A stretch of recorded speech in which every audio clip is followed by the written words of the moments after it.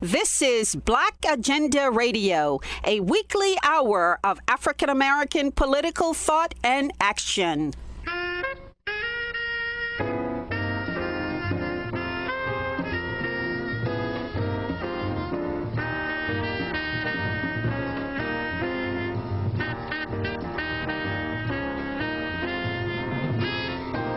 Welcome to the radio magazine that brings you news, commentary, and analysis from a Black left perspective.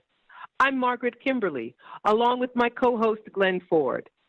Coming up, it is now widely accepted that Black Americans are owed a debt for hundreds of years of slavery and racial oppression. But can reparations be a distraction from the work of Black liberation that needs to be done? And how do you defund the police in a city like Baltimore, unless you can also assure the Black community that other ways can be found to deal with violence and crime? But first, President-elect Joe Biden's cabinet is taking shape, comprised mainly of corporate and imperial political operatives. Rebecca Ann Wilcox is a community organizer and PhD candidate at the Princeton Theological Seminary, with a special focus on race, gender, and class analysis. Wilcox believes that corporate Democrats are, in some ways, more dangerous than overt white supremacists. I think that the rise of neoliberalism, if it does nothing, it should show us that its impact right now is winning far beyond anything that conservatives could possibly accomplish. And it's winning particularly because of its tactic for racial uplift. And there's something about this narrative in racial uplift that is very seducing to civil society, as it's able to uphold the aspirations, of course, of people who desire to be liberated, but it's also able to stabilize the state through this falsified, obscured notion of progress. That's very interesting because what it does is in some way redeem state violence through Black bodies. And I have a piece coming out about this soon when I'm kind of theorizing about Kamala Harris's representation as an HBCU grad, as a proponent of the Democratic Party, as one of my sorority members, Alpha Kappa Alpha Sorority Incorporated. And I'm just thinking about how these celebrations of her as the first Black woman to be the Vice President of the United States of America obscures the fact that she will helm the genocidal wars in the Middle East and also helm the wars that she's already started with Black incarcerated children. And imperialism seems to take a back seat to the ways that Black people can actualize state power because Black people have no power. And so I think that that is a very interesting ruse of neoliberalism to use racial uplift as a way to obscure the violence of the state. Yes, and of course there's the question about whether Black faces in high places is really racial uplift. Kamala Harris liked to be called the top cop in California when she was Attorney General. Yeah. It's interesting because I think that in the conversation of racial uplift, I think if we situate it historically and the work that W.E.B. Du Bois was seeking to do, I want to say that Du Bois was engaged in a different project. And although we know he eventually recants his position with the Talented 10, I think that what's happening with this racial uplifting, particularly from Black liberals, what's at stake for them is this possibility of citizenship, right? This possibility of what can be redeemed from America because of the labor that was put into this country or because of the significance and the relationality between the ancestors and where we are today. It's very much so rooted in this myth of progress. And I think what is at stake for the narrative of racial uplift is ideology, right? And I'm thinking about Barbara Field's work, but I take ideology very seriously because it materializes, right? So ideology is not just some sort of objectivity, but it is the thing in which beliefs and systems are able to actualize and imagine itself to be real. It's world making, right? Ideology is world making.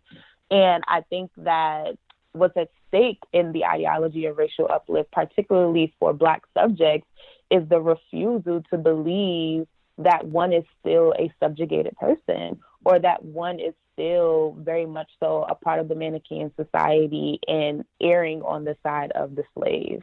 So saying all that to gently say that Black people's positionality in this contemporary moment is analogous, if not exactly the same as a subjugated position of a slave. And that reality, to accept that, is jarring, and it doesn't give attention or credence, as they would say, as neoliberals would suggest, to the work that has been put in to redeem people out of the institution of slavery. But the reality of the situation, for me at least, is that racial uplift cannot account for state violence through these narratives of redemption. It cannot in any way account for the fact that disproportionately Black queer trans folk are still dying at the hands of state violence. It can't account for the fact that disproportionately America still occupies the largest incarcerated bodies within the penal system, and these people are disproportionately Black. So I get what's at stake for the narrative and not wanting to diminish the work of people who have resisted. But I think what has to be problematized, particularly within the violence of neoliberalism, is how much of our resistance can actually be accounted to progress. Because I think resistance is a default position, right? It is a natural response to oppression. But I don't know that resistance is this agency and power that the neoliberal narrative wants to uphold of escape and freedom. I don't know that resistance and freedom are interchangeable terms. 20 million people marched under the banner of Black Lives Matter and demanding racial justice just this past June.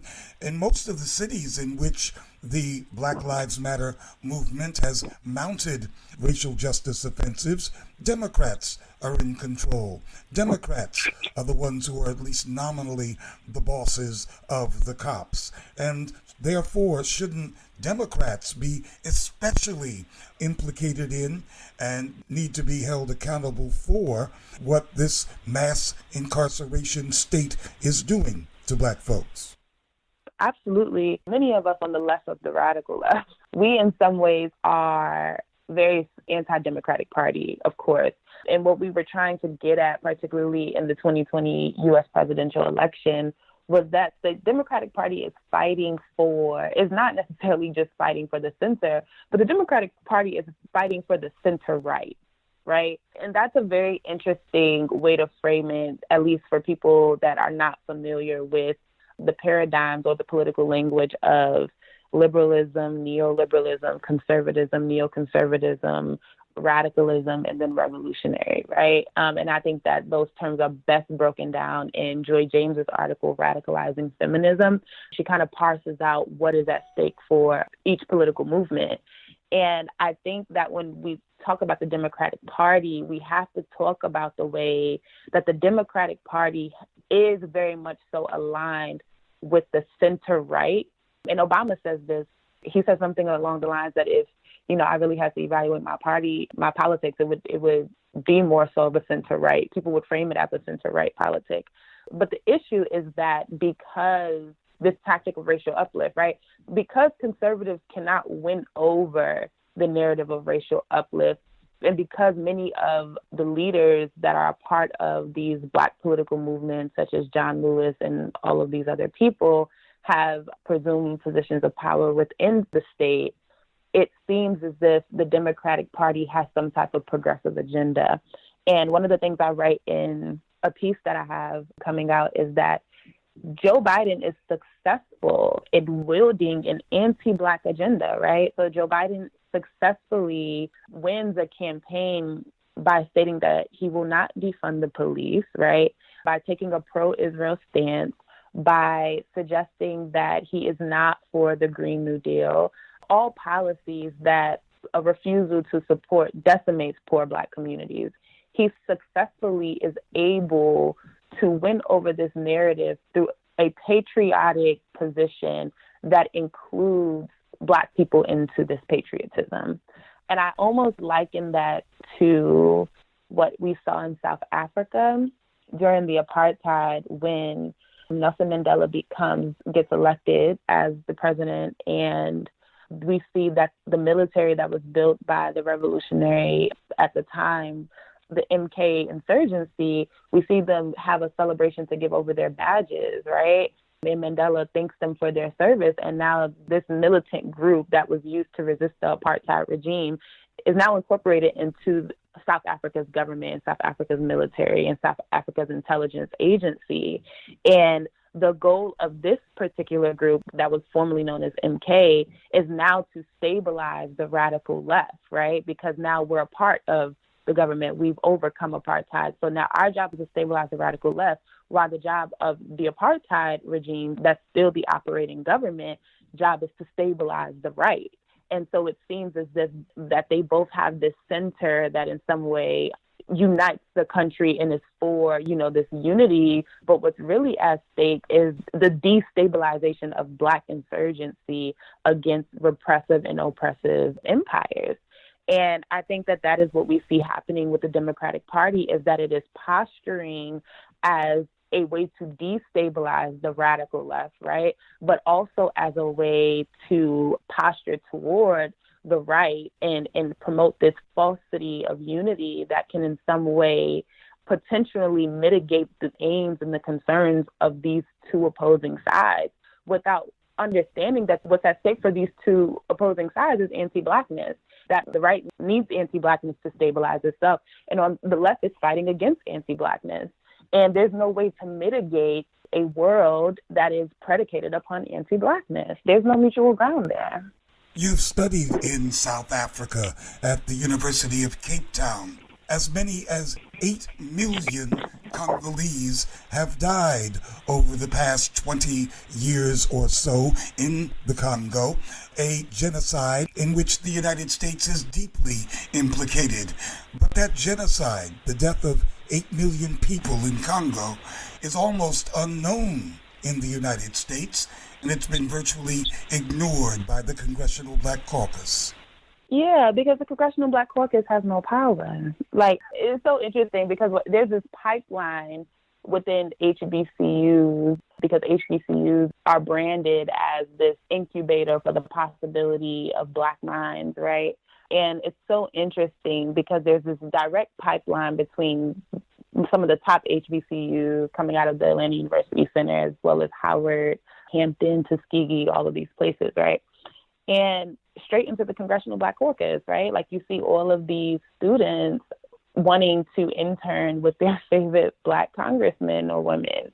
And I think what is at stake in my anti-imperialist politic is really having to interrogate Black people's investment in imperialism, right? Because I understand that when you are powerless, what does it mean to have proximity to state power as a way to protect oneself from the violence that is experienced in the homeland, right? And Joy James does this work, particularly in her book, Warfare in the American Homeland. It's an anthology to talk about these imperialist penal pipelines, right? And what they're trying to do is funnel people into state power as a way to authorize some type of progression, while what's at stake is really these genocidal wars happening nationally and globally. And I think imperial violence is obscured because people really don't, what do you do about that? And it's trapped in this entanglement between my abortion rights, my reproductive rights, the Supreme Court justice, right? If I don't in some way at least invest in policy of the state, or believing that some type of transformation within this political, and by political, I'm particularly talking about the electoral politics system, because political and electoral politics are not interchangeable. But within this particular political system that authorizes a certain type of undoing of policy, how can Black voices or Black faces have some say in that as a way to what neoliberals say, buy time? And I think what is at stake in that narrative is a way to erase and obscure the ways that people live beyond the state, right? The way that people who are insurgents completely disavow their relationship to the state, go underground, and do live lives of fugitivity. And in those lives of fugitivity are creating worlds where it is possible, and they are showing us that it is possible to de-state our lives. And one of the ways I'm thinking about that is if you look at communities in the hood or something like that, like there are people living without Social Security numbers, right? Like they have no tracing of their actual beingness in this world. And there are people who go down the street to so-and-so to get unauthorized or what would be considered, quote unquote, illegal abortions because they already don't have health care. They already don't have access to the reproductive rights of this institution. And so the haunts this neoliberal upholdings of Congressional Black Caucus and these Black politicians that want us to believe that policy within the state is our only hope.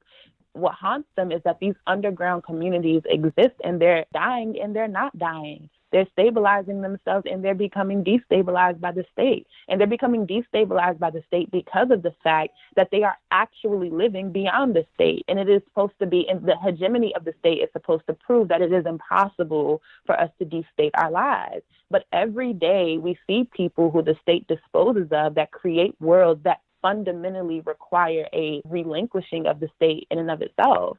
And that haunts the hegemonic structures of the world and the powers that be, because not having an investment in this like genocidal warfare that the state has waged on Black people and still being able to survive and have communities of mutual aid makes this entire imperial project incoherent.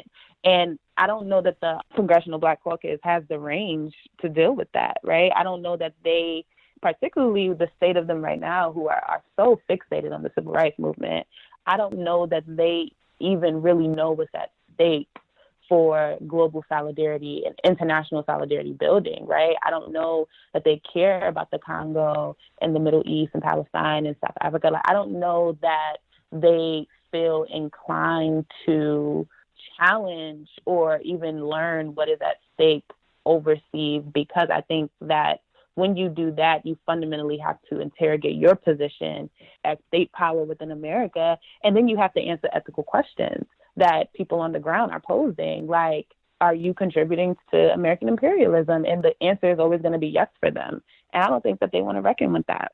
And so they limit their politics to one of representation. For example, in the second half of the Obama administration, when Susan Rice was named as a potential Secretary of State, all of the Congressional Black Caucus rallied around her, and there was no discussion of her involvement as a key operative in the bombing of Libya and the destabilization of the whole northern tier of Africa that followed, or of the death of millions in Congo. Not a peep from the caucus. Of course not. Because the thing about it is that when we do this institutional and structural critique, we deem all of them complicit, right? So, like, we know that to the extent that individuals are the faces of these violences, it's an army of them that actualize this collectively. And something you said about representational politics just really just made me think of George Lipsett's article in Futures of Black Radicalism, where they pose the question of, what is this Black in the Black radical tradition, right? Like, what is this Black? And I think that I'm really interested in this term people are making toward Afro-pessimism, because it illuminates Black as a subjugated position, particularly inextricably linked to being a host for these parasites, and the parasites being whiteness, white supremacy, imperialism, all of the things that can actualize itself at the expense of Black life, right? All the things that can believe that their redemption is possible, even within the coalitions, right? Even within coalition, rainbow coalitions, buildings, and all of those things. Like, they can actualize itself because the Black exists. And so what's at stake for the Black is not just shared identity, and really seeing that gender and identity in and of itself are functions of anti-Blackness, right? And so I'm thinking about non-binary worlds that are just calling for an ungendering of life itself, right? An ungendering of the binary. an undoing of the binary. I'm thinking about how Black is political, community is political, solidarity is political. It is not just solely reduced to one's ability to share phenotype, but it has a lot more to do with shared struggle and my liberation being bound up with yours. And I don't mean that in the coalition sense where the proletariat or the worker realizes that they need the slave in order to build momentum for the movement, right? Because I think that there's a difference between the proletariat and the slave. But I think that when we're just talking about the slave, we're talking about the incoherency of Blackness.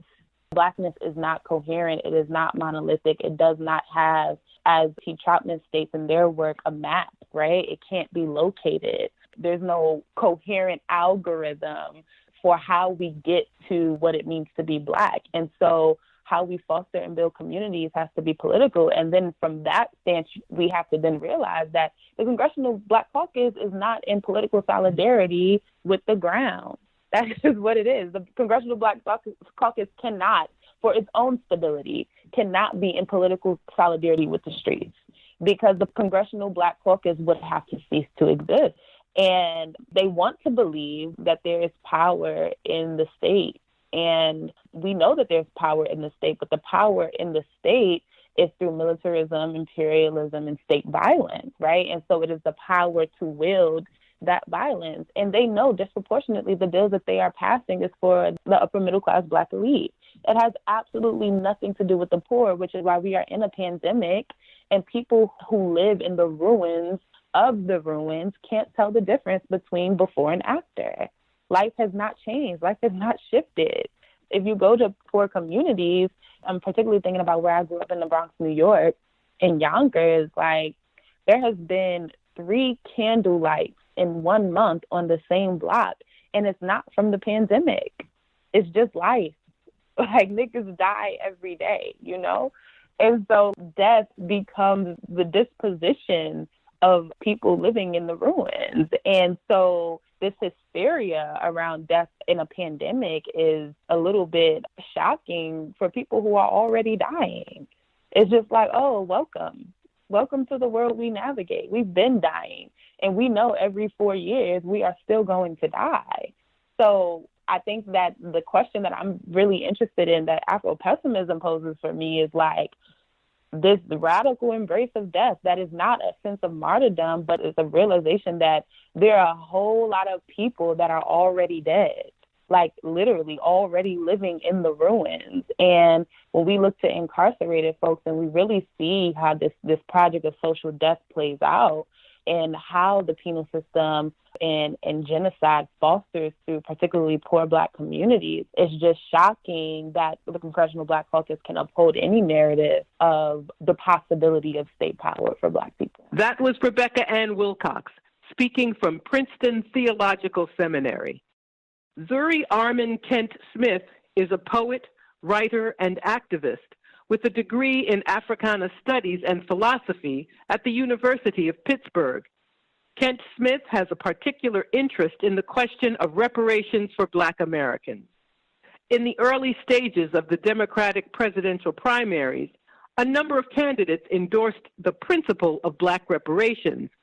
But does that mean the issue has become mainstreamed? I don't think that we've reached that point completely yet. And I say that just because I'm thinking about similar policy proposals that are explicitly very Black in their nature, like the call for abolition or even defund the police, and the way that those are just now becoming kind of mainstream ideas where Biden is mentioning it, but is actually saying that he's not going to defund the police and is actually going to increase funding for the police. And so I think that reparations hasn't reached that point where there's even really a discussion amongst white politicians. But even when it does, I don't foresee that it will be a productive conversation to be had just based off of the history of what's going on right now. Yes, I haven't heard a public political conversation that delves into what is a reparations demand and what is just par for the course in politics. In other words, for example, a Marshall Plan for the cities, which used to be an every 4 years demand from mainstream black organizations. You don't hear it anymore, but a Marshall Plan for the cities is that reparations? Could you speak more about that? I've never heard of a Marshall Plan. Well, until Barack Obama ran in 2008, every 4 years, a number of black organizations like the Urban League and others, I refer to them as mainstream organizations, would raise the demand for a Marshall Plan for the cities. That is, the United States should allocate many billions of dollars to reinvigorating and rebuilding America's cities like the U.S. did in terms of Germany after World War II. That was the Marshall Plan. So I think for me, when we think about reparations, I think we need to think about explicitly what are we trying to repair.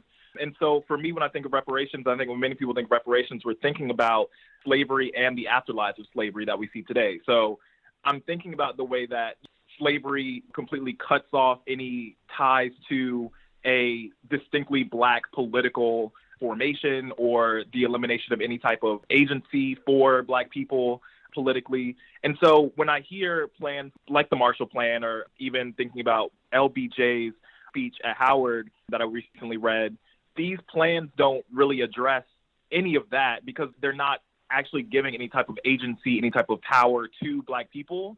And instead, it feels like another way of being at the whim of what the United States wants to do to the black population that they have. So for me, I don't see something like the Marshall Plan or anything really related to just like the giving of money to really be reparations, because as quote unquote U.S. citizens, we should already be receiving things that improve our circumstances in the United States, which obviously doesn't happen because of our tenuous relationship with citizenship. But things like the Marshall Plan should already be happening.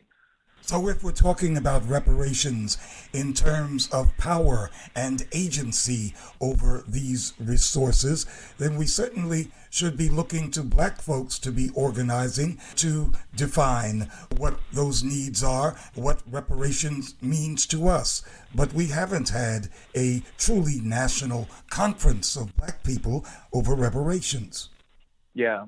I think for me, something that I've been thinking about a lot right now is the way that electoral politics seems to divert our attention away from having conversations explicitly for and amongst black people about what exactly we want to see put forward as policy or put forward as any type of demand. In this summer, talking to some of my friends and talking to some of my colleagues, there's a certain way that as soon as we start to get down a certain line of thinking where we're really thinking about the extent to which we are subjugated and oppressed in the United States, immediately it comes back to, okay, but you're going to vote for Joe Biden, right? And it's like, why is there that constant reassurance that I'm going to do the quote unquote right thing by casting my vote for someone who in word and in deed is very anti-black? So how would you envision that black activists integrate reparations in the course of their activist work? So for me, I think that I don't want to speak for activists. I don't do any organizing right now myself. I have in the past, but none right now. So I don't want to speak too much for what people on the ground should be doing. But I would think that it really just comes down to when you are organizing and when you are trying to build political momentum or build a political project, really just making sure that it's grounded in meeting the needs of the people in the communities that we're talking about. So forming these networks of communities that then can come together to talk about the formation of some type of platform, but really emphasizing that this work needs to be done on the local level, because that's when we really find out the extent to which the depth of the problem that we're facing. I'm always like continuing to think about right now as I'm like pursuing my PhD, like this is a question that's constantly on my mind, is how do we translate this stuff into on the ground work? But you were speaking of reparations as being inseparable from questions of power. And seen that way, we should be speaking about more than just how big is the bill, how many trillions of dollars owed, how black folks should wield power over the investment and allocation of those resources. Yes. So for me, when I'm thinking about Black Lives Matter right now, what Black Lives Matter has kind of become throughout the years, I'm thinking about the ways that right now it seems to be that Black Lives Matter is an attempt to gain entrance into the United States as a project without attempting to change the character of the United States. So without attempting to change the way that it functions and the way that it organizes. So I agree that in any type of movement that emerges right now, there has to be an attempt to actually change the very nature that the United States runs in order to build agency for Black community. I mean, that's really Black power. That's straight from Toure. I agree in that sense.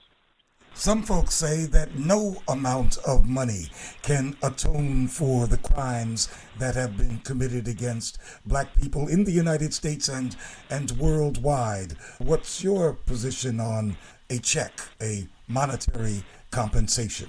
So I'm of the mind that there really is no amount of money that fixes or atones for the atrocities of slavery. Because, again, when we're thinking about what did slavery do, like it fundamentally changed the course of a whole people where, you know, there's lost histories, there's lost futures, there's lost past. There's so many things that have been lost that can't be quantified in terms of a dollar amount. And I frankly find it kind of disrespectful that a dollar amount is even being, that someone thinks that they can give me a dollar amount and then that means that I can no longer talk about the atrocities of slavery anymore because it's supposedly been atoned for. So yeah, I don't think that there really is any amount of money that will actually make me feel better about slavery or about, you know, the afterlife of slavery that we're still seeing. But I think that if we are going to be talking about reparations, then it needs to be in some way that is addressing the constant ongoing afterlives of slavery in the form of like the prison industrial complex, in the form of environmental injustice. Yeah.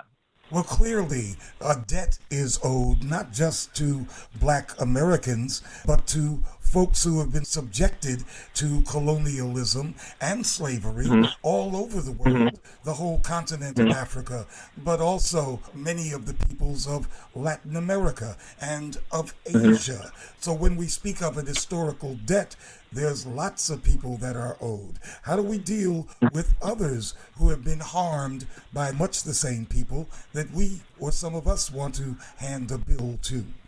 It's a difficult conversation to navigate, but I think ultimately I'm not opposed to other groups receiving any type of reparations because ultimately it's the same hand that's crushing all of us. But I think that there have been other groups that have received, for Japanese internment camps, for indigenous people have received reparations in some form for the atrocities committed against their communities. Black people haven't received that really in any form at all globally, and especially not in the U.S. So I think that if we're going to engage in this coalition of trying to receive some type of reparations, we need to make sure that we are really thinking about the centrality of anti-Blackness and the centrality of slavery to the formation of the New World. And there's a particular reason why the United States doesn't give reparations to, or doesn't even consider reparations to, Black people, because that would mean admitting that slavery is the foundation to the building of the U.S. empire, which would make the whole mythology of the United States would crumble. And so I think that we have to be very, very careful that we don't allow the coalition to override the particularity of anti-Blackness. Yes, but in terms of a world of struggle and the allies that Black folks here in the United States should be cultivating and supporting in solidarity, what about Africans? What about the debt that is owed Africa? What about the debt that is owed to indigenous people all over the world? Shouldn't folks have solidarity that with those who also have grievances against Europe and the white settler states? Yeah, no doubt. Black people should definitely have solidarity with other oppressed groups who are seeking reparations. But I guess I'm just saying that just making sure that we don't get lost in the coalition and that we don't give up on our original aims as the coalition begins to move, I guess is my only thing. But we should definitely remain in solidarity with other groups. Now, this conversation, I believe, is pointing up once again the necessity for national conferences among Black Americans on reparations and on solidarity in general.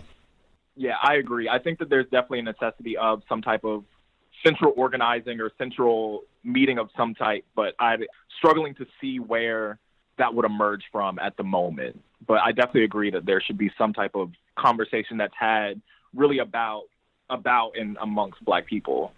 For me, I don't support reparations as a final end because I don't think that reparations will solve many of the problems because the U.S. relies on and is fueled by anti-Blackness.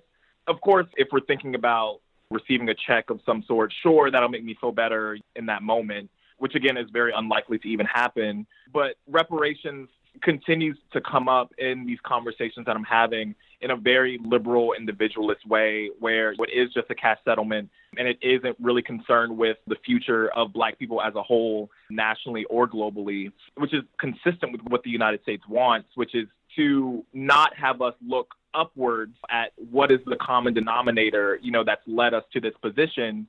And so I'm thinking about the ways that, reparations really is just a type of anger manager of some way, the way that it intrudes on our conversations that we're able to have because we view reparations as this cash settlement, instead of thinking about what reparations can really do to transform the very position that we're in the United States. So I agree that reparations should happen fundamentally, but the conversations that I'm hearing, because they take on the liberal tinge, tend to just limit the radical potential of Black conversations. So in conversation, I typically say that I don't support reparations as a final end, but I do think that they could be an effective jumping point to think about, the next step past reparations, which is to really challenge the United States and challenge its existence even. So you seem to be saying that talk about reparations often distracts or detracts from discussions of transformation. Right. And I'm also thinking about right now the way that reparations, there's the rise of the American descendants of slavery movement, and the way that this is like fracturing even Black solidarities, where American descendants of slaves are now saying, well, people in the Caribbean don't deserve reparations because they weren't in the U.S. People in Africa don't deserve reparations because they weren't in the U.S. As if, again, like we said before, it's not the same hand that's dealing death to all of us. And so I think that reparations, just because reparations as a concept is just so overdetermined by liberalism right now that it just distracts us, like you said. And who is to say that people in the Caribbean and in Africa and in Asia also don't deserve reparations from the United States, which has for the past 50, 60 years been the main imperial power that maintains those Europe and USA superior relationships with everybody else. Yeah. And so it really just makes it feel like we're engaged in these petty battles with one another when that's not what's going to liberate any of us. We're really just lining up trying to receive charity from the white hand that's strangling us instead of uniting in any meaningful way. I'm also thinking about, in the conversation of reparations, who's left out of the conversation. And so when I'm thinking about this, I'm also thinking about voting and who's left out of voting. So I'm thinking about those who are currently incarcerated, including political prisoners like Maroon Schultz, who's currently incarcerated in Pennsylvania, and the way that we, even as Black people, forget those in prison who fought for Black liberation, and then the way that reparations, again, distracts us from, I guess for me, when we're thinking about reparations, I'm also just thinking about who's left out of the conversation. And for me, I think that when we're thinking about any type of Black liberatory project, we have to center the prison. And that's really been affecting my line of thinking with people like Joy James, who, is taking on this very radical form of abolition that can trace a lineage from George Jackson and the Soledad brothers. And so when we're thinking about any type of Black liberation, we have to center the prison, political prisoners, abolition, a radical form of abolition, a revolutionary form of abolition. And reparations, again, moves us away from that because even with the right to vote, prisoners aren't allowed the right to vote. So when we're thinking about voter suppression, we don't even talk about prisoners. Like, they're just invisibilized from the conversation. And so in the same way, I think that reparations does the very same thing, where it invisibilizes prisoners and imprisoned people and political prisoners, when these are actually the people who are central to the fight against an anti-Black world, against an anti-Black United States. That was Zuri Armin Kent Smith at the University of Pittsburgh. The grassroots youth organization called Leaders of a Beautiful Struggle have been deeply involved in Black empowerment activities in Baltimore, Maryland. Lawrence Grand Prix is the organization's research director. He was a recent guest on Dr. Jared Ball's acclaimed podcast, I Mix What I Like. Grand Prix agrees in principle with the demand for defunding of police, but he doesn't think the Black Lives Matter organization has a clue how to sell the concept to the Black community. We've been engaging on conversations around alternatives to policing really for probably about the past 5 or 6 years. And because of that, when the current call to defund police popped up,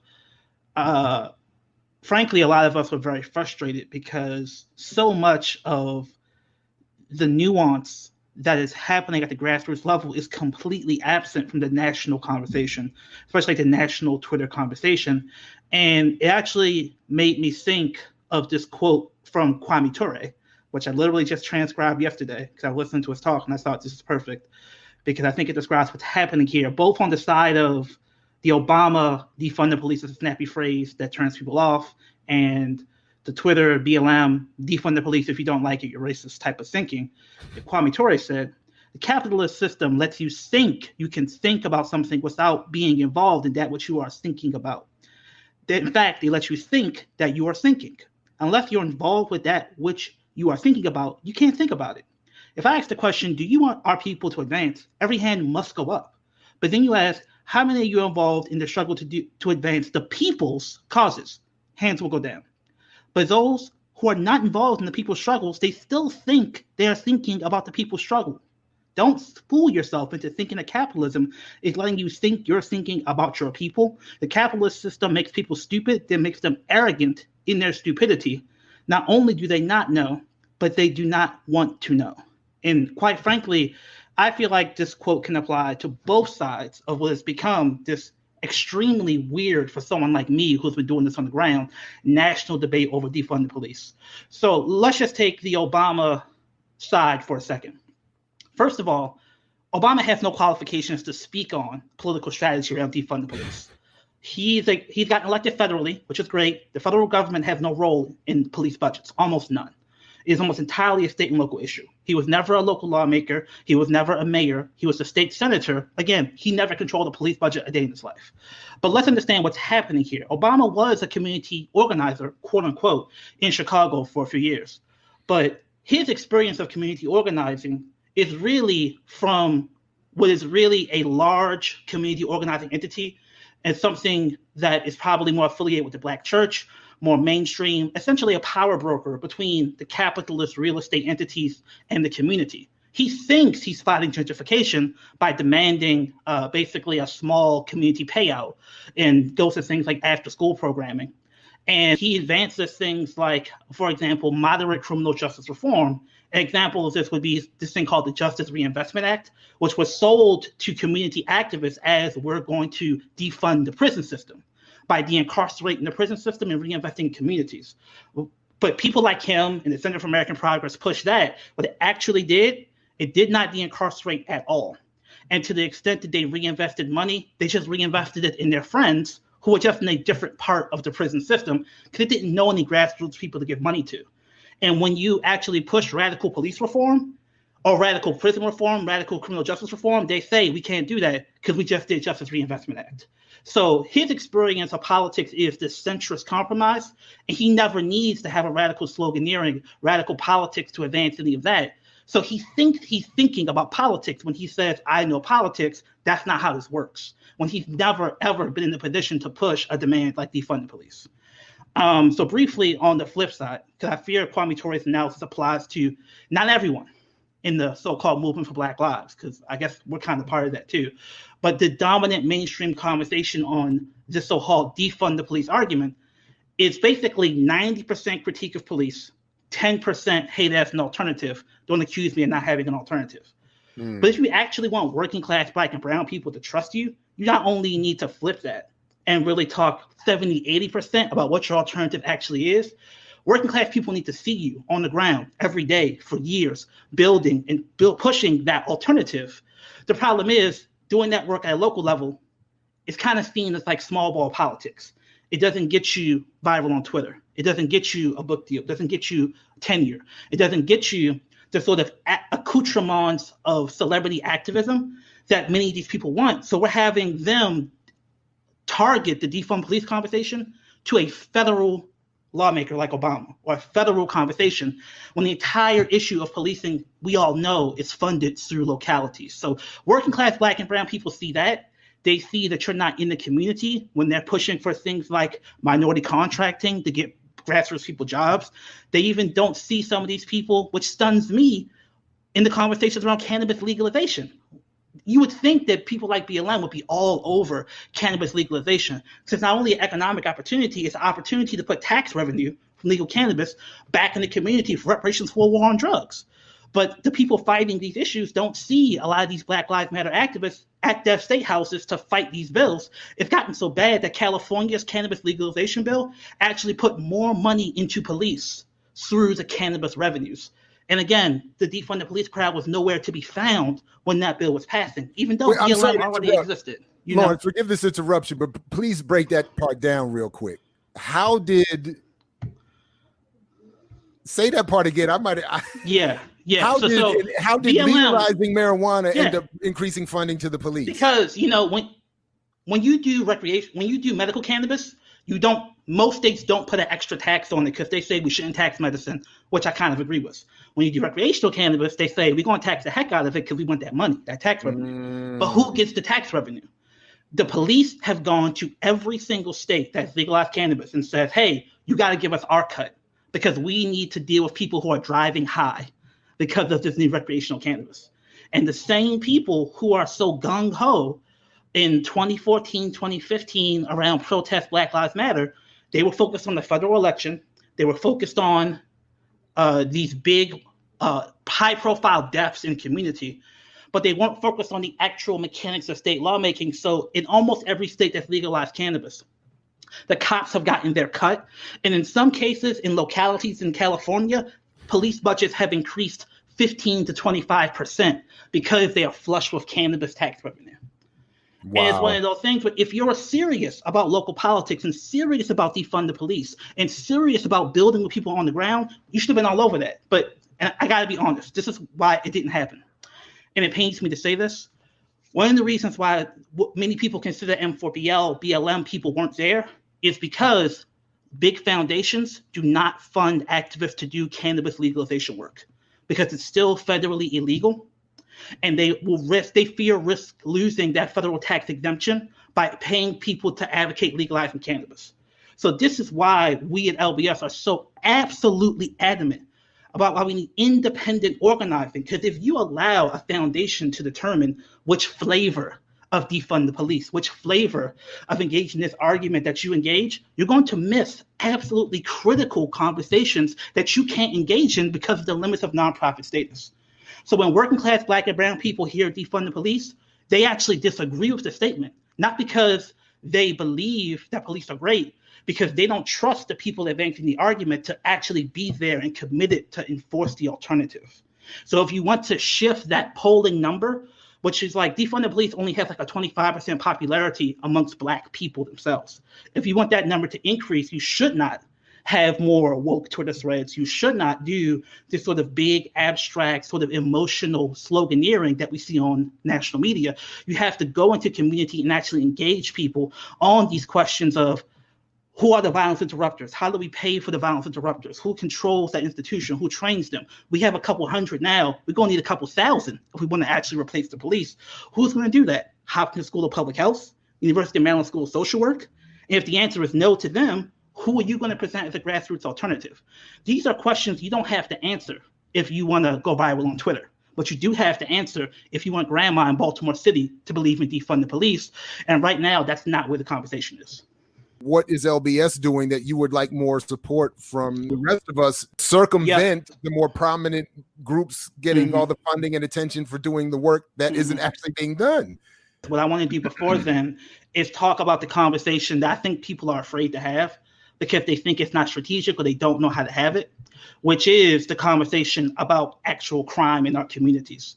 Because I don't think people have been serious about how serious a problem violent crime is in our community. There are lots of great answers to defund the police from this question of won't crime increase, but the answers that have been dominant in the national media discourse have been absolutely terrible. They are stock, simplistic answers that work fine if you're convincing white liberals to be guilty and believe your argument, but they don't convince regular working class Black people because they have legitimate concerns. They need more. So the answer people give is, first, police most of the time aren't enforcing anti-violent crime. They're doing traffic stops, they're doing, stop and frisk, they're doing property issues. They don't actually deal with violent crime most of the time, and violent crime has been declining in most of the country. That's it.